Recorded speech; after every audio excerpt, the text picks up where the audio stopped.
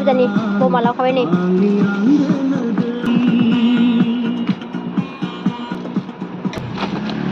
आंहा चन्द्रआव थांना रकेट लाबोखाबाय मा होनोमोनलाय रकेट बम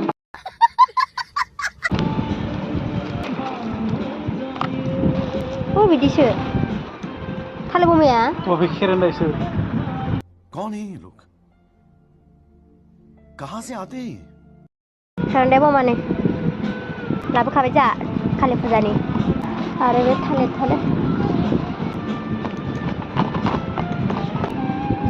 बिसोर थालिर बमाया